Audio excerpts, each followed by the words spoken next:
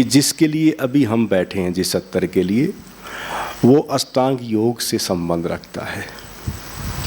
इसे अष्टांग ध्यान योग कह सकते हैं, जो महर्षि पतंजलि से जुड़ा है। आपने अष्टांगिक मार्ग के विषय में पढ़ा होगा, जैसे यम, नियम, आसन, प्राणायाम, प्रत्याहार, धारणा, ध्यान और समाधि। 8 उसके पार्ट हैं केवल, और कमाल का विज्ञान है। योग का विज्ञान कहें या आध्यात्मिक विज्ञान कहें, या योग के द्वारा स्वयं से मिलन कहें, या योग के द्वारा आत्मा का परमात्मा से मिलन कहें, ये ऐसा विज्ञान जो महर्षि पतंजलि ने कब दिया, अगर देखा जाए तो 2500 से 3000 के बीच का जो काल रहा होगा, उस समय ये चीज़ें प्रकट हुई। इसका मतलब उस समय भी मानव को ज़रूरत थी बहुत सारी चीज़ों की, और आज भी ज़रूरत है। और विज्ञान एक ऐसी चीज़ है, कोई भी आज सर्च करता है जो बाहर की पृथ्वी पर विज्ञान है या फिर वो अंतस के जगत का विज्ञान है, तो वो आज भी कारगर है, क्योंकि प्रयोग कभी हुआ हो, लेकिन जब भी प्रैक्टिकल कभी वो आध्यात्मिक विषय से जुड़ा है या वो बाह्य विषय जो विज्ञान का जो हम चारों तरफ देख रहे हैं, वो आज भी प्रत्येक मानव के हित के लिए है। जैसे मान लो लाइट का अगर डिस्कवर हुआ तो लाइट हम सब के लिए महत्वपूर्ण है आज। ऐसे ही योग का विज्ञान भी जब कभी उस समय विकसित किया गया तो आज भी वो ऐसे ही महत्वपूर्ण है प्रत्येक मानव के लिए। इसलिए मैंने कहा था कि 2 बुद्ध पुरुषों के मानचित्र को लेंगे, तो अभी उन्हीं 2 बुद्ध पुरुषों के मानचित्र में अब महर्षि पतंजलि हैं। वैसे तो योग दर्शन काफ़ी बड़ी पुस्तक है, काफ़ी मोटी पुस्तक हो सकती है, आपने पढ़ी नहीं पढ़ी मुझे नहीं पता, लेकिन मुझे नहीं लगता कि आपको आवश्यकता पड़ेगी। 8 ही तो सूत्र हैं महत्वपूर्ण, और बड़े सरल हैं। लेकिन धीरे धीरे क्या होता है कि आपको पता है कि गंगा जहाँ से निकलती है वहाँ तो थोड़ा सा जल होता है, लेकिन धीरे धीरे मैदानी इलाकों तक पहुँचते पहुँचते उसमें बहुत सारे नदी नाले मिल जाते हैं और उसका बड़ा रूप होता चला जाता है। ऐसे ही हमारे आध्यात्मिक जो योग दर्शन या कोई भी ग्रंथ हैं या वेद हैं या अन्य जो भी ग्रंथ हैं, होती है छोटी सी धारा, लेकिन धीरे धीरे उसमें बहुत कुछ फिर मिश्रित होता चला जाता है। तो इसलिए सरल सा है मामला, अगर आप साथ देंगे तो बड़ी जल्दी से वो चीज़ें हल हो जाएंगी। ठीक है ना। जैसे कल मैंने कुछ चीज़ें छोड़ दी थी, पहले हम बस 2-4 मिनट उस पर थोड़ी सी चर्चा करेंगे, फिर ये सूत्र जो भी लेंगे बड़ा आसान हो जाएगा आपके लिए। जैसे हमने पहले कल बात की शरीर से जुड़ने की और उसके प्रति सचेत होने की। ठीक है, ये पहला स्टेप है ध्यान का, योग का। ठीक है, और मैंने कहा कि प्रेजेंट अवस्था आ जाती है, वर्तमान आ जाता है। आप करके देखेंगे तो आप देखना, आप वर्तमान में आ जाएंगे शरीर के माध्यम से। फिर कहा कि श्वास आ रही है और जा रही है, उस श्वास के प्रति सचेत हो जाए और जुड़ जाए। तो समझ लो कि अभी श्वास ली जा रही है और अभी छोड़ी जा रही है, तो ये कौन सी दशा आ गई? प्रेजेंट, वर्तमान। जैसी श्वास से जुड़ेंगे उसके प्रति सचेत होंगे तो समझ लो वर्तमान आ गया। यानी कि श्वास के माध्यम से भी आप वर्तमान में रह सकते हैं, शरीर के माध्यम से भी आप वर्तमान में रह सकते हैं। और फिर मन है, ये जो है थोड़ा मुश्किल भरी चीज़ है, इसको समझना। अगर इसको आज आप समझ गए तो ध्यान को समझ जाएंगे। ठीक है ना। बार बार आप खूब पढ़ते हैं, खूब सुनते हैं। सबसे बड़ी जो गलत धारणा ध्यान के विषय में है कि कहते हैं कि भाई विचार नहीं आने चाहिए ध्यान में। कितने लोग सहमत हैं इस बात से? हाथ खड़ा करें। ज़्यादातर हैं। ज़्यादातर यही है कि भाई विचार अगर आ रहे हैं तो भाई ध्यान नहीं लग पा रहा, गड़बड़ है सब। ठीक है ना। अब इसको थोड़ा सा, अब इस चीज़ को थोड़ी देर के लिए छोड़ दें। ठीक है ना। जैसे मैंने कहा था ना कि धम्म यानी कि शरीर का अपना धम्म है, एक है, ऐसे ही मन का भी अपना धम्म है, यानी कि मन का भी अपना धर्म है, मन का भी अपना एक विज्ञान है कि उसका कार्य केवल विचार करना ही है, उसका नियम है। सीधा सा मतलब है, इसको ऐसे समझ लो। जब सीधा सा नियम है कि भाई मन का काम है केवल विचार करना, तो विचार आएंगे, उसमें आप कुछ नहीं कर सकते। तो मैं आपसे बस इतनी प्रार्थना करूंगा कि जो तीसरा महत्वपूर्ण जो बाधक है ध्यान में ले जाने में, तो वो इसलिए है क्योंकि हमने ये सोच लिया है कि भाई विचार अगर नहीं होंगे तभी ध्यान लगेगा, अन्यथा ध्यान नहीं लग पाएगा। इसलिए मैं कहता हूं कि जब मन का विज्ञान है, मन का धर्म ही है उसका विचार करना और विचार का आना, तो इसमें आप और हम क्या कर सकते हैं? जैसे कल बात आई थी, शरीर 5 तत्वों से जुड़ा है। 5 तत्व क्या आपने बना दिए? क्या शरीर आपने बना दिया? क्या शरीर आपने जन्मा दिया? थोड़ा समझो। यानी कि शरीर जन्म गया, हमारे हाथ में नहीं, कमाल है। श्वास चल रही है, कभी भी जा सकती है, हमारे हाथ में नहीं, कमाल है।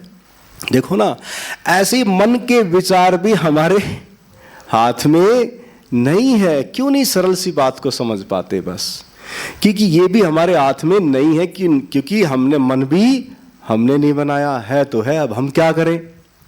तो ऐसे में बस मन के विचारों को आप देख तो सकते हैं ना भाई, उसमें क्या दिक्कत है? मान लो मन के विचार होंगे तो क्या होंगे?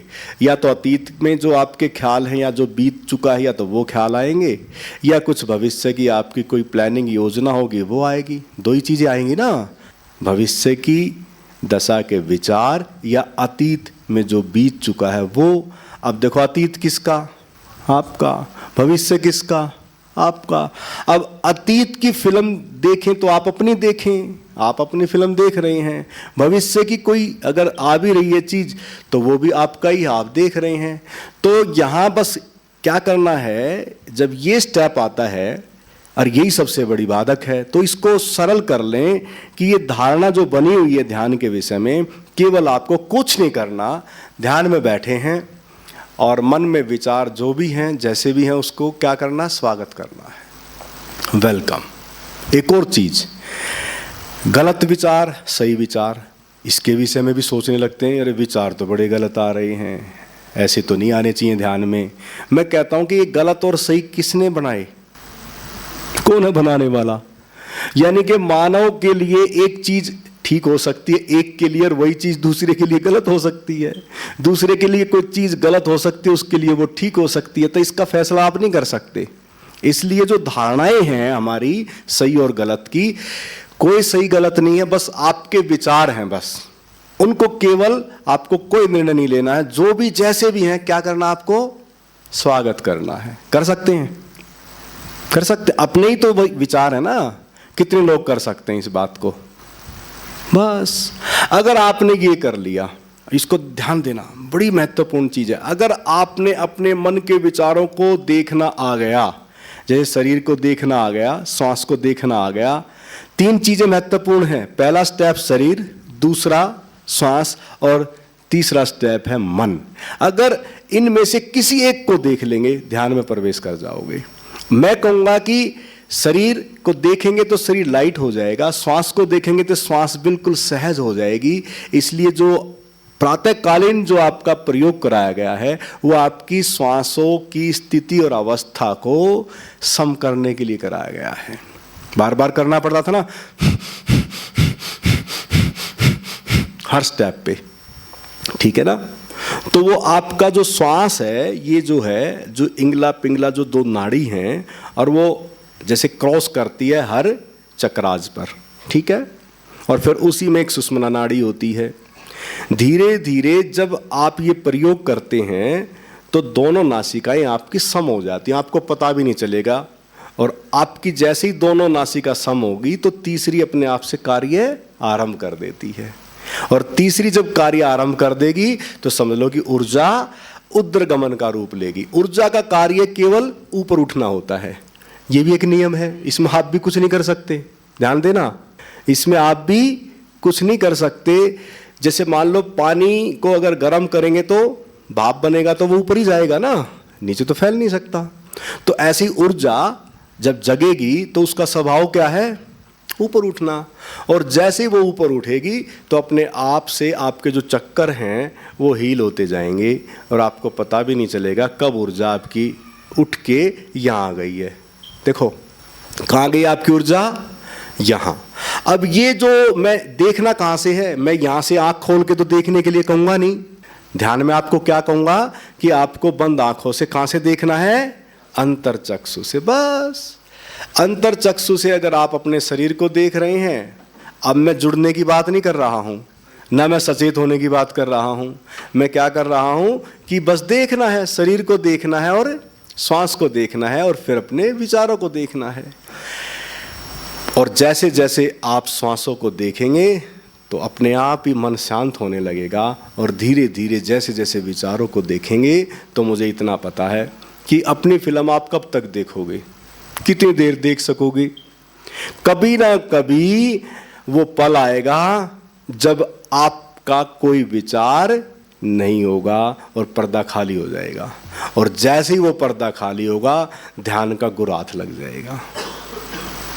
ये ध्यान की कला है जो आप लेके जाने में है, और एक बार वो गुराथ लग गया फिर तो आप जब चाहें बैठेंगे, थोड़ी देर में 2-4 मिनट 5 मिनट में ही उस अवस्था में पहुंच जाएंगे। और जैसे ये हाथ गुर लग गया तो जिसके कारण ये तीनों चीजें हैं, समझ लो, उसकी अनुभूति, उसकी प्रतीति, वो आनंदाई, वो अवस्था, वो स्थिति, वो अनुभव बन जाएगा आपके जीवन का।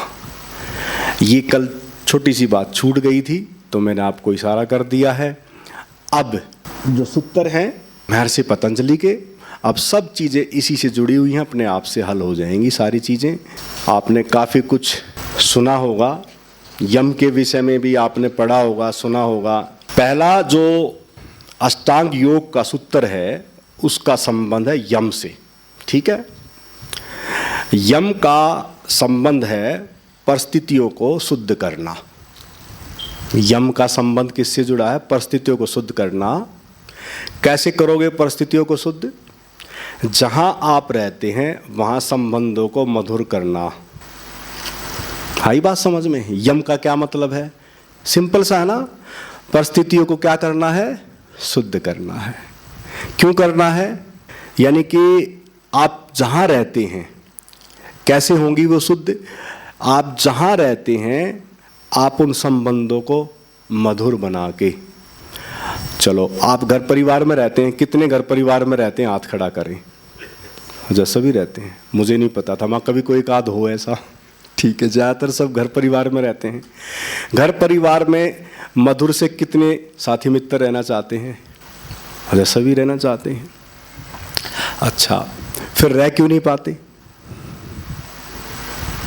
रहना सब चाहते हैं, रह नहीं पाते। कारण क्या है? वजह क्या है? आपकी बहुत सारी वजह निकल के आएगी।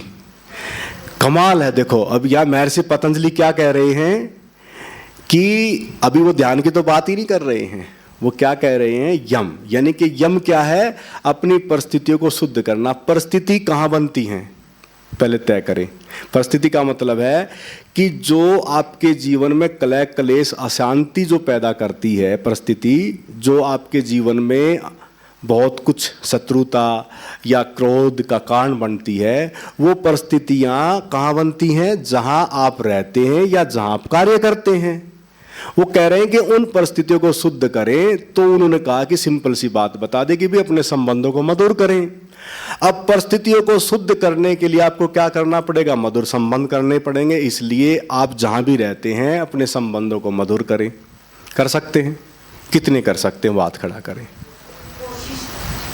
सभी कर सकते हैं, ठीक है। तो ये क्या है? यम। लेकिन कहा कि इससे बात थोड़ी ना बनेगी। यम के उन्होंने 4 पार्ट बता दिए कि ऐसे नहीं आप संबंध कर सकते मधुर। ध्यान से समझो, उन्होंने 4 पार्ट बता दिए यम के कि अगर आप ये कर लोगे ना तो आपके संबंध अपने आप मधुर हो जाएंगे। कमाल है। देखो कितना एक अच्छा विज्ञान दे रहे हैं।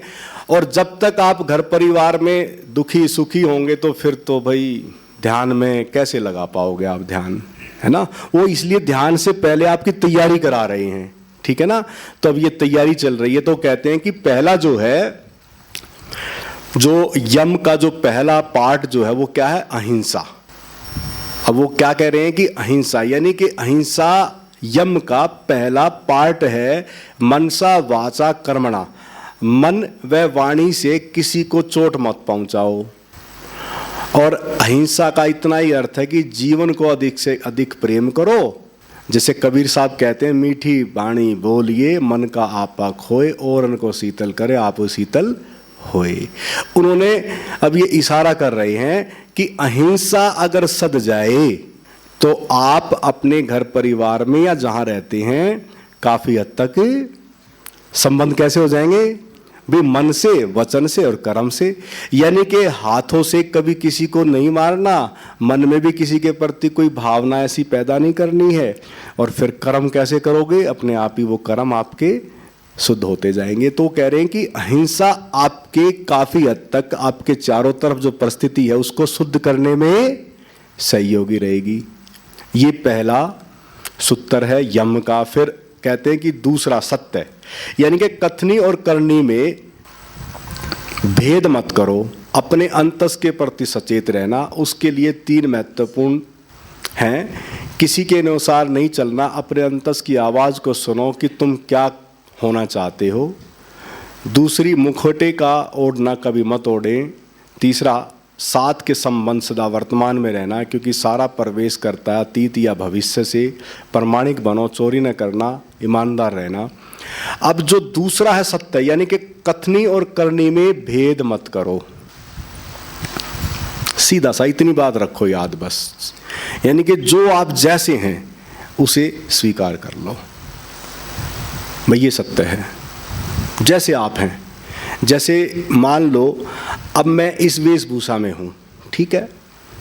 अब मैं इस वेशभूषा में सुबह सुबह सैर करने जाऊँ तो कैसा लगेगा। सुबह सुबह मान लो मुझे जॉगिंग के लिए जाना है तो इस ड्रेस में कैसा लगेगा। या डॉक्टर मान लो अपने पूरे वो डाल डूल के पूरा कोट वोट डाल के बोले कि भाई जॉगिंग करने जाते हैं, कैसा लगेगा। अच्छा नहीं लगेगा ना। तो मान लो अगर मैं एक थोड़ी ऐसी शॉर्ट सी निक्कर डाल लूँ और ऊपर एक टी शर्ट सा डाल लूँ और नीचे शूज अच्छे से डाल लूँ तो उसमें मुझे लगता है जॉगिंग अच्छी से हो जाएगी ना। मैं अच्छे से दौड़ भी लूँगा, थोड़ा अच्छे से एक्सरसाइज भी हो जाएगी थोड़ा। यानी कि वो क्या है, एक सरलता है। लेकिन कुछ लोग क्या है कि भाई दूसरे जो और लोग हैं उन्होंने तो ऐसे ही देखा है, कभी ऐसे देखेंगे तो वो क्या सोचेंगे, क्या कहेंगे मेरे बारे में। एक तो दिखते हैं महाराज, एक दिखते हैं गुरु, और फिर अब तो बिल्कुल ही जैसे ऐसे हो जाएंगे। बहुत से लोग बेचारा वाणा लेके और वो फिर उसी में रहते हैं, दुखी सुखी जैसे भी हैं।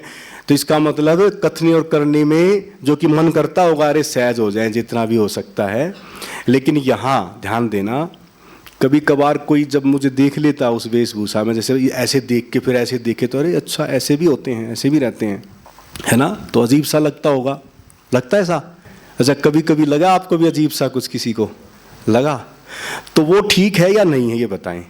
अच्छा कितने लोग सहमत हो उस चीज़ से। बस इसलिए अपने जीवन में जो आप जैसे हैं वैसे रहो, ठीक है ना, वही सत्य है। तो आप फिर जो गड़बड़ होती है आपके संबंधों में वो फिर वो गड़बड़ नहीं होगी। नहीं तो आजकल आपको पता होगा कि घर में बच्चे हैं, होते ही हैं बच्चे, और बच्चों के बीच आपस में कहीं ना कहीं प्रेम संबंध भी होते हैं। और फिर प्रेम में जब झूठ साच बहुत सारी बोली जाती है तो गड़बड़ होती है। हम आपस में अगर पति पत्नी और झूठ साच बोलते हैं तो मधुर कैसे हो जाएंगे, गड़बड़ हो जाते हैं। यानी कि साफ स्पष्ट रहो, जैसे हैं ठीक है, जो भी है ठीक है ना। थोड़ी देर के लिए हो सकता है दिक्कत आए, लेकिन हो सकता है कि वो जो आप करेंगे वो पता नहीं कितनी लंबी दिक्कत बन जाए। तो यहाँ महर्षि कह रहे हैं, पतंजलि कह रहे हैं कि सत्य जो जैसे हैं अपने आप को वैसे प्रकट करोगे तो कोई दिक्कत नहीं आएगी आपके संबंधों में जहाँ आप रहते हैं। फिर इशारा करते हैं महत्वपूर्ण जो आपका ऐश्वर्य, यानी कि स्वयं कमाओ और स्वयं की पूंजी अर्जित करो, ठीक है। यानी कि आप अपने जीवन में कर्म तो करना ही पड़ता है ना। अच्छा कर्म करने के लिए कितने ऐसे साथी मित्र हैं कि भी कर्म तो जो है ना करना ही चाहिए, कितने लोग सहमत हैं, सभी है ना। कर्म क्यों करना चाहिए इसको थोड़ा समझ लो। जैसे इस पूरी पृथ्वी पर सभी जीव जंतु हैं, प्राणी मात्र हैं ना, वो कर्म नहीं करते। वो कर्म कितना करते हैं, केवल अपने पेट भरने के लिए, है ना। ऐसा ही है ना। पहले जब हम भी उनकी तरह थे तो हमारा भी काम कितना था, पेट भरने के लिए ही काम करते थे हम भी, इतना ही काम भागदौड़ करते थे, उसके बाद तो कोई काम नहीं था, क्योंकि आदिवासी थे हम भी, ऐसे ही थे जैसे वे हैं। लेकिन उन प्राणियों में और मानव में कुछ फर्क आ गया। क्या फर्क आ गया? क्योंकि इसकी प्रकृति, इसका बीज जो है वो विकसित होने का था, उन्नत होने का था। इसकी बुद्धि विकसित हो गई, ये उन्नत हो गया। तो अब अगर ये ऐसा है, अगर ये काम ना करे तो भूखा मर जाएगा, लेकिन और पशु पक्षी जो है बेचारे, उनको कहीं ना कुछ मिल ही जाता है। इसलिए आपकी प्रकृति अब क्या है, आपका नेचर क्या है, जो आप लेके जन्मे, आपके बीज में क्या चीज पड़ी है कि कर्म आपको करना ही पड़ेगा। सीधा सा है, इतनी सी बात समझनी है बस। अगर ये समझ में आ जाए तो फिर कर्म से आप मुंह नहीं मोड़ेंगे, कभी नहीं मोड़ेंगे। और जो कर्म करेंगे, जो आप करेंगे, वो कर्म जब आप करते हैं तो उसमें आपको एक तसल्ली मिलती है कि हाँ मैंने कुछ किया है। तो यहाँ बस वो इशारा कर रहे हैं कि जो आप करो, पुरुषार्थ, मेहनत जो भी आप कर रहे हैं, सही दिशा में जो कार्य है उस कार्य को आप करें, बस यही है। स्वयं की पूंजी यही है। इसलिए जो कमाओ अपने लिए कमाओ। और फिर आगे इशारा करते हैं कि थोड़ा सा जो अपरिग्रह, अगला सूत्र, अब ध्यान देना, कमा तो लिया, अब यहाँ इशारा करें अपरिग्रह, यानी कि आवश्यकता अनुसार अपने पास रखो और थोड़ा शेयर करना सीखो। बांटने से मेरा भाव है छूटना, यानी कि संसार छोड़ने की आवश्यकता नहीं है। बस केवल अब थोड़ा समझ लें कि जो यहाँ अब इशारा कर रहे हैं अपरिग्रह का मतलब है कि जो आपने पूंजी अर्जित की, जो कर्म किया, जो कमाया, ठीक है, आप सब कमाते हैं, लेकिन कुछ ना कुछ पुरुषार्थ यानी कि कर दो। अब ये पुरुषार्थ करने का विज्ञान क्या है, ये भी हमारे हाथ में नहीं है। क्यों करते हैं? जैसे मान लो एक दाना आप पृथ्वी को देते हैं, वो भी दान करते हैं ना, तो एक के बदले में क्या होता है, काफ़ी मिल जाते हैं।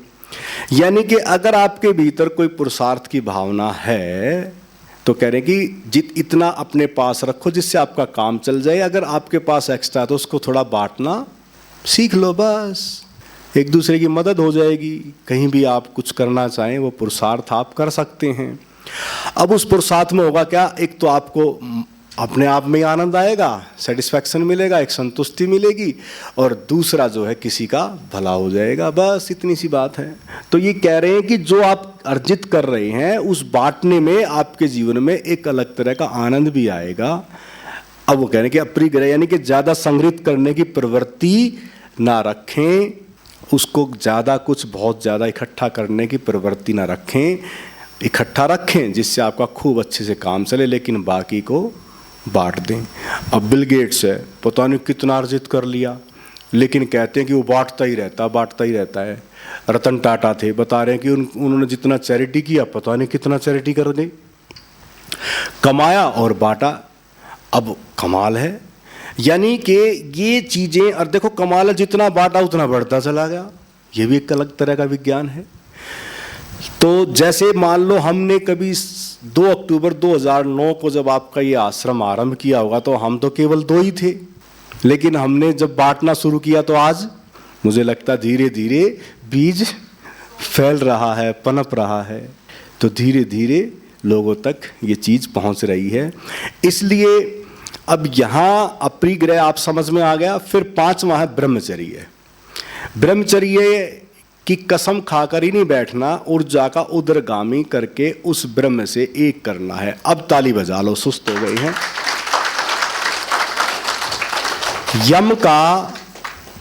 यम चल रहा भी पहला नियम, उसका 5वां सूत्र जो पार्ट है वो है ब्रह्मचर्य। और ब्रह्मचर्य के विषय में बड़ी गलत धारणाएं हैं, है ना। मैंने कहा ना कि भाई ब्रह्मचर्य की कसम खा के बहुत सारे लोग बैठ जाते हैं। मैं आपको स्पष्ट कर देता हूँ अपने अनुभव के आधार पर, मुझे किसी से कोई मतलब नहीं है कौन क्या कर रहा है, क्या लिखा है, क्या बोल के गए हैं। मैं अपने अनुसार आपको स्पष्ट कर देता हूँ, थोड़ा इसको समझ लेना। कुंडलिनी के जागरण में किसी तरह के जो लोगों की धारणा है ब्रह्मचर्य की, वो धारणा कुंडलिनी जागरण में बाधक नहीं है कि जो ब्रह्मचर्य का पालन ही करेंगे उन्हीं की ही कुंडलिनी जागृत हो सकती है। ऐसी धारणा अगर है तो वो धारणा, अगर आप मैं नहीं कहूँगा कि मुझ पे विश्वास करें, इसको थोड़ा समझना। मेरा अनुभव है, मैं इसलिए बता रहा हूँ। अगर इस मार्ग पर चलते हैं तो वो आपका अनुभव बनेगा, तो आप बता सकते हैं। लेकिन मैं जो अपने आधार पर बता रहा हूँ, मैं अपने अनुभव के आधार पर बता रहा हूँ कि ब्रह्मचर्य की कस्में खाकर जो लोग सोचते हैं कि मुझे इस आध्यात्मिक मार्ग में ये घटना घट जाएगी या ये पड़ाव मिल जाएगा या नहीं करूँगा तो फिर ये छूट जाएगा या ये ख़त्म हो जाएगा मेरा, तो फिर ये हो जाएगा मेरा, तो वो हो जाएगा, तो ये जो धारणा है, ये धारणा बहुत ही गलत है। आध्यात्मिक मार्ग में और योग के मार्ग में, इसलिए मैं आपको फिर कह रहा हूँ कि कुंडलिनी के विषय में ब्रह्मचर्य की धारणा किसी तरह की भी अगर कहीं भी आपने पढ़ी है या सुनी है तो वो धारणा निराधार है, गलत है। इसलिए इसको थोड़ा समझना, इस विज्ञान को समझना है कि ब्रह्मचर्य का मतलब है ब्रह्म जैसा आचरण। ब्रह्म का संबंध उस परमात्मा से है और उस परमात्मा से मिलन से है ब्रह्म का संबंध। जैसे ही आप उस ब्रह्म से एक होते हैं, जब उस परमात्मा से एक होते हैं, तो वहां से आपके पूरे चित्त का परिवर्तन हो जाता है। और वो चित्त का परिवर्तन का मतलब है कि जो मन की प्रकृति आप लेके जन्मे हैं, ध्यान देना, जो मन की प्रकृति आप लेके जन्मे हैं, वो मन आपका गिर जाएगा, एक नव नूतन जीवन आपका आरंभ हो जाता है। और वो नव नूतन जीवन का संबंध ही है जीवन के जीते जी जन्म से। इसलिए कुंडलिनी शक्ति का जो संबंध है वो आपके उस परमात्मा के मिलन से जुड़ा है और शरीर के प्राण जो जीवित रख रहा है उससे अलग होने से जुड़ा है। यानी कि जीवन के जीते जी आपको आत्मा का अलग होने का अनुभव कुंडलिनी शक्ति के उदरगमन से संबंध जुड़ा है। इसी को अद्वैत की घटना कहते हैं, इसी को ब्रह्म में विचरण कहते हैं, इसी को परमात्मा में विलय कहते हैं, इसी को बूंद में समाना समुंदर कहते हैं। इसलिए आप ही कितनी संस्थाएं खड़ी हैं, कहाँ कहाँ क्या क्या गड़बड़े चल रही हैं, आपको पता होगा ना सब। परंपरागत रूप से कैसे कैसे कैसे कैसे परिपाटी के तहत क्या क्या कुछ चल रहा है और फिर उसी में कितने कलेश पैदा हो जाते हैं। अब इस चीज को समझना, ये एक प्रकृति का प्रोसेस, एक सहज प्रोसेस है। उसको बल्कि आप उसके विपरीत जाके, आप किसके विपरीत जा रहे हैं? परमात्मा के विपरीत जा रहे हैं, उस ऊर्जा के विपरीत, उस ब्रह्म के विपरीत जा रहे हैं। इसलिए वह ब्रह्मचर्य का मतलब कुछ और था, लेकिन मैंने कहा ना कि स्वरूप कुछ और हो जाता है। इसलिए अब फिर यहाँ इशारा करते हैं नियम। अब फिर ताली बजा लें जल्दी से। अब जल्दी जल्दी लेंगे, मेन थी चीज़ें समझ में आ गई कि इससे आपके संबंध मधुर होंगे और वह जीवन जिसमें नियमित हो। नियम का अर्थ है मन शुद्ध करना है। कैसे करोगे मन को शुद्ध? पहले शरीर को, परिस्थितियों को शुद्ध करना था, अब ये कह रहे हैं कि मन को शुद्ध करना है। यम का मतलब है परिस्थितियों को शुद्ध करना और नियम का मतलब है केवल मन को शुद्ध करना। अब मन को कैसे शुद्ध करोगे? उसके लिए बस मैं अब इशारा कर रहा हूं सोच, यानी कि शरीर, विचार और वाणी को पवित्र रखो, उसके लिए संगत अच्छी, बस। दूसरा संतोष, जो मिला है उसी में राजी व स्वीकार तथाता का भाव। संतोष का मतलब समझ गए ना? जो है, जैसे हैं, जो भी है, जहाँ जन्मे, जिस देश में जन्मे, जिस घर में जन्मे, जिस धर्म में जन्मे, जिस मत में जन्मे, जिस रूप में जन्मे, स्त्री पुरुष, जो भी जैसे भी आप जन्मे हैं, उसको क्या करना है? संतोष। जितना है, जैसा है, जो माँ बाप है। अब फिर वो कह रहे हैं तप का मतलब है सादा जीवन, सरल जीवन, जितना हो सकता अपना सरल जीवन, यानी कि तपस्या, पता नहीं क्या क्या क्या क्या करते हैं लोग, बिल्कुल सादा जीवन, सरल जीवन जियो, वो तप है, लेकिन वो जी नहीं पाते, ठीक है ना। फिर स्वाध्याय का अर्थ है स्वयं के द्वारा अध्ययन, अच्छे अच्छे ग्रंथ पढ़ना। स्वाध्याय वैसे तो है ग्रंथों को पढ़ना, अच्छे अच्छे ग्रंथों को पढ़ना। विषय थोड़ा लंबा था लेकिन मैं बहुत जल्दी ले रहा हूँ। अब धीरे धीरे जो ये इशारे हो रहे हैं, यही पढ़ना पढ़ाना जो मैं इशारा कर रहा हूँ, ये आपका स्वाध्याय है। और अब 5वां ईश्वर प्राणिधान, ईश्वर के प्रति समर्पण लेकर ईश्वर क्या है इसे जानना आवश्यक है। वह किसी जीवित गुरु व परम गुरु से ही जाना जाएगा। ये 5वां है नियम, ईश्वर प्राणिधान।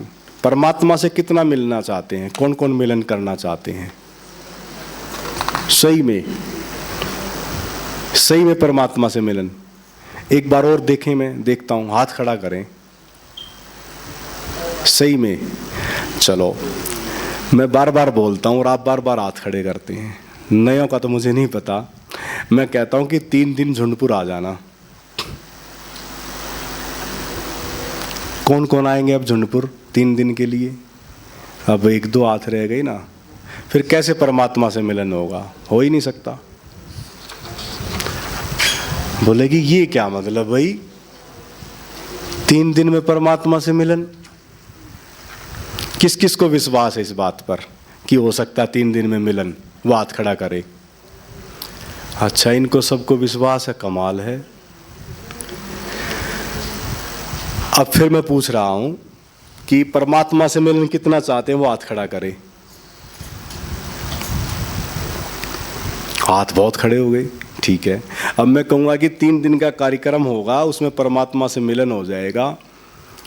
अब 3 दिन के लिए झुंडपुर सोनीपत आना पड़ेगा। कितने लोग आएंगे?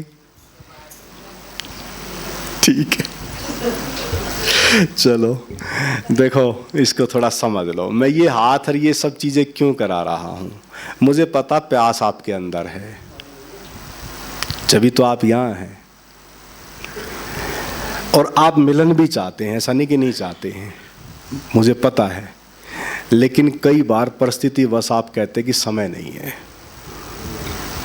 आप अपनी उम्र को देखना, थोड़ा समझना। कुछ लोग बोले कि 3 दिन टूर पे, यार समय नहीं है, बहुत दिक्कत है, बड़ी परेशानी है। मैंने कहा कि एक काम कर, चल छोड़, तो आज अभी से 3 दिन पहले देख तूने क्या कर लिया भाई। आज से पहले जो भी अभी से पहले 3 दिन पहले क्या कर लिया? बोले यार ऐसा तो कुछ नहीं किया। मैं फिर आदमी के दिमाग में, मन में ऐसी ऐसी चीजें हैं कि उसको यही नहीं पता कि क्या करना है क्या नहीं करना है। मुझे पता है कि आपको परमात्मा से मिलन की चाह है, और देखो मैं कह रहा हूं कि आप मिल सकते हैं, कोई बड़ी बात नहीं है। और मैं कहता हूं कि 3 दिन दें। आप 3 दिन के लिए फिर सोचते हैं अरे कैसे होगा भाई, होगा कि नहीं होगा, जाएंगे कि नहीं जा पाएंगे, हाथ खड़ा कर दे कभी गड़बड़ ना हो जाए। तो मैं कहता हूं कि अगर आप सही में जिज्ञासु हैं और आपको सही में प्रभु से मिलन करना है, क्योंकि विश्वास इसलिए भी नहीं होता कि कहते हैं कि कलयुग है ना। अच्छा, कितने लोग मानते हैं कलयुग है? अरे वाह, एक बार हाथ खड़ा करो ना अच्छे से। सारे मानते हैं। और मैं कहूँ अगर यही स्वर्ग है तो कितने लोग सहमत हैं? यही स्वर्ग है, अभी स्वर्ग है, इससे ज़्यादा स्वर्ग नहीं है कुछ भी धरती पे। अरे काफ़ी इसका स्वर्ग वाले भी हैं। देखो सोचना, छोटी सी बात, मैं आपको ज़्यादा दूर नहीं लेके जाऊँगा। 500 साल पहले के व्यक्ति के जीवन को देखो, थोड़ा सोचना।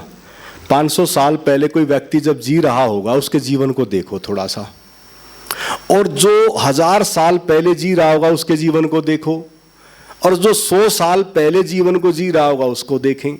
चलो मैं कहता हूं कि 500 साल पहले कोई राजा था, ठीक है।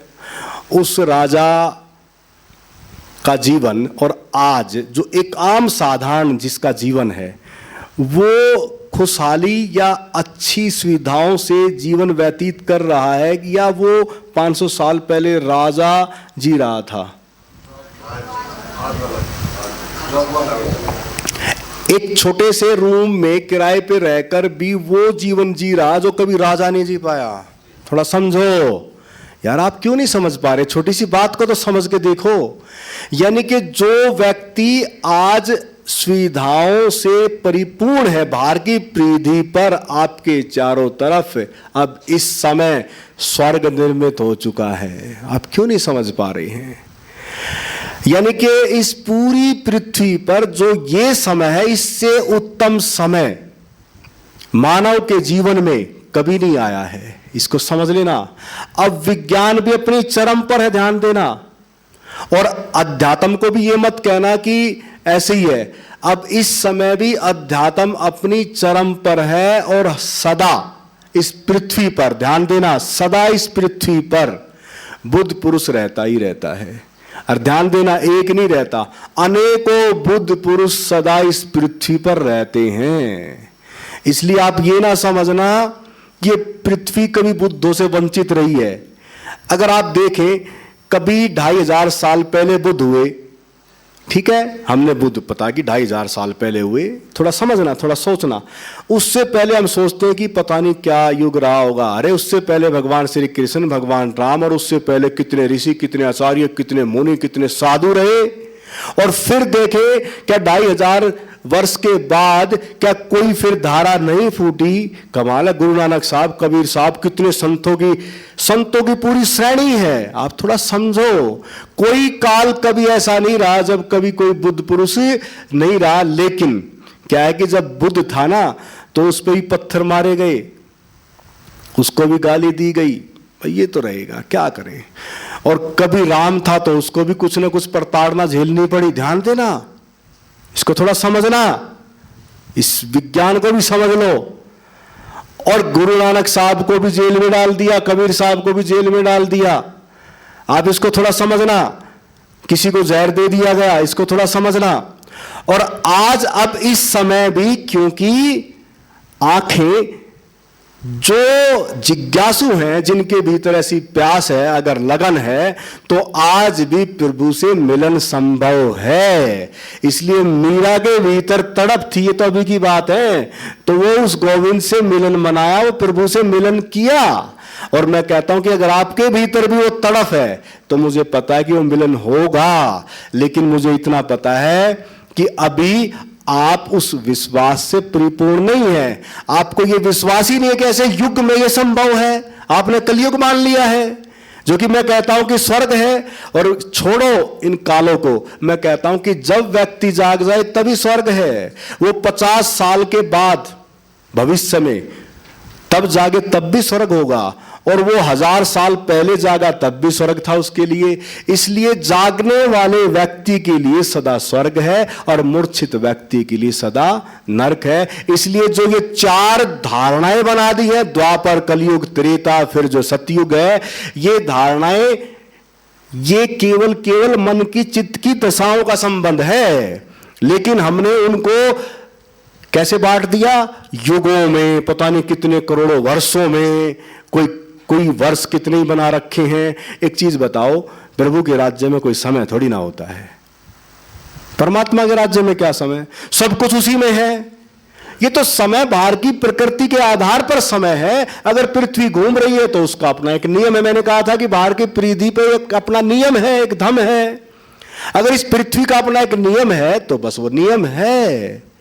लेकिन परमात्मा का कोई नियम नहीं है, इसको थोड़ा समझना। अगर परमात्मा का नियम होता तो मामला दूसरा होता। हां, इतना है कि ऊर्जा के जागृत होने का नियम है, इसको थोड़ा समझ लें। ताली बजाओ, महत्वपूर्ण बात है। ऊर्जा के जागृत होने का एक नियम है कि जैसे ही ऊर्जा जगेगी वो ऊपर उठेगी, उसका नियम है। अगर वो ऊपर उठेगी और वो फिर विलय कर जाएगी परमात्मा में, क्योंकि परमात्मा जो है वो तो सदा आपके चारों तरफ आज भी और अब भी मौजूद है। आप उससे कभी दूर रहे नहीं। शरीर में है तो भी आप उसी के साथ हैं, जब शरीर में नहीं रहते तब भी उसी के साथ रहते हैं। इसलिए कण कण में परमात्मा नहीं, कण कण ही परमात्मा है। मैंने कल बताया तो था, आप बोले कि परमात्मा, आपने तो कहा था कि 500 तत्व तो परमात्मा के, और परमात्मा का पहला कड़ी और परमात्मा का पहला शरीर। लेकिन हम सोचते हैं कि नहीं, शरीर को कैसे परमात्मा कहें। अब आपको समझ में आ गई, आपने हाँ भी कर दी, लेकिन शरीर को आप परमात्मा कैसे कहें? नहीं मानते आप लोग, मैं क्या करूं। इसलिए फिर हमने उस परमात्मा की बात करनी पड़ती है। मैं कहता हूं कि जो आपका शरीर है वो भी उसी का है, और जब उसी का है तो फिर ये भी तो परमात्मा हुआ ना। जब सब कण कण ही परमात्मा या कण कण में परमात्मा, तो जब सब परमात्मा ही तो हुआ ना। परमात्मा से बाहर तो कुछ है ही नहीं। बस बात है कि हमें उसका अनुभव करना है। भाई, और जीव जंतु प्राणी मात्रों से आप अलग हैं, इसलिए आपको यह अनुभव करना पड़ेगा। गाय भैंस बकरी तो कर नहीं सकती। तो अब कितने मित्र साथी परमात्मा से मिलन करना चाहेंगे? अच्छा, फिर झुंडपुर कितने आएंगे? अच्छा, ये जो बिना नीचे हाथ किए हुए ये क्यों बैठे हैं ऐसे खाम खा? इन्होंने भगवान को पा लिया है। अच्छा पा लिया। अच्छा जिन्होंने पा लिया वो हाथ खड़ा कर ले। चलो जिन्होंने पाया वो आए, अपनी डिफाइन करें परमात्मा क्या है, जल्दी जोरदार तालियां। मेरी जो समझ है वो आपसे इतनी तो नहीं है, पर मैं ये समझता हूँ कि परमात्मा हमारे अंदर, हमें कहीं भी जाने की जरूरत नहीं है। अगर हम सब लोगों से प्यार से व्यवहार करते हैं और सबका क्या कहते हैं किसी के लिए बुरा नहीं सोचते, तो परमात्मा हमारे अंदर है। अगर हम कहीं जाके वहाँ परमात्मा लेके आते हैं, लेकिन घर पे आके बच्चों से व्यवहार अच्छा नहीं करते या पड़ोसियों से व्यवहार अच्छा नहीं करते, वो परमात्मा से मिलन नहीं है। बहुत सिंपल सी भाषा में बता दिया है कि भी प्रेम ही प्रभु है। ठीक है ना? कितने लोग सहमत हैं? अरे वाह, बस आपका सबका धन्यवाद जी। और किसने पाया परमात्मा? चलो एक से बात बन जाएगी, यानी कि प्रेम ही प्रभु है। इन्होंने इतने अच्छे सुंदर ढंग से बात रख दी है, और लेकिन परमात्मा का अनुभव फिर भी रह गया है ना। ये तो ज्यादातर हम सब जानते हैं, पता ही है, लेकिन परमात्मा का अनुभव वो इसलिए नहीं करेंगे क्योंकि वो आगे की चीजें आपको अभी बताएंगे, तो फिर आप क्या करोगे? नहीं, मैं कह रही हूँ कि उन्होंने अनुभव किया होगा, तो वो क्यों नहीं कह रहे कि हमने अनुभव किया है? बेचारे बता ही नहीं सकते। अच्छा एक चीज बताओ, गुड़ ऐसा होता है, मीठा होता है, बहुत अच्छा होता है, थोड़ा ऐसा होता है, ऐसा होता है, तो पता लग गया गुड़ कैसा है। जिन्होंने परमात्मा का अनुभव किया है, जो आनंदमय जीवन धारा से जुड़े हैं, वो एक बार खड़े हो जाएं, वो आ जाएं, अब आ जाएं एक बार सामने, जो भी हैं जिन्होंने परमात्मा का अनुभव किया है वो खड़े हो जाएं, आ जाएं। अब ये जो आपको बोलेंगे इनको परमात्मा मिल गया, इतने महीने इतने साल खाम खा का टाइम हमने बना दिया ना, मैथमेटिक्स है, वैसे तो कोई समय है ही नहीं। तो वो तो ये है कि इस जन्म में हो कि अनंत अनंत जन्म लग जाए, क्या फर्क पड़ता है? वो तो आपको देखना है कि अभी जागना है कि नहीं जागना है। चलो ठीक है, धन्यवाद आप सबका, इनके लिए तालियां बजा लो। चलो ठीक है।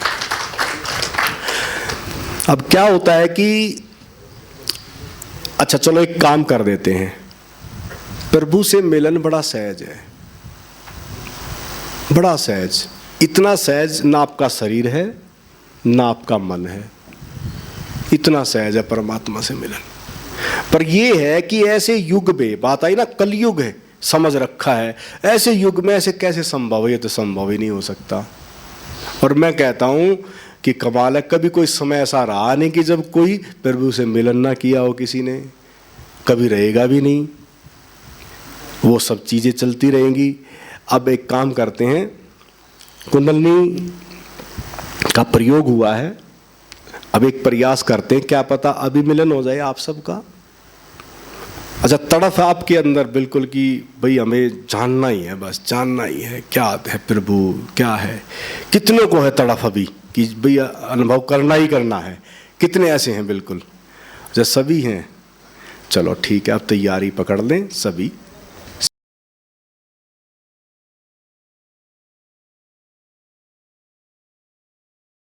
और वीडियोस देखने के लिए YouTube पर सर्च करें आनंदमय जीवन धारा। चैनल को सब्सक्राइब करें और आप अन्य वीडियोस देख सकते हैं।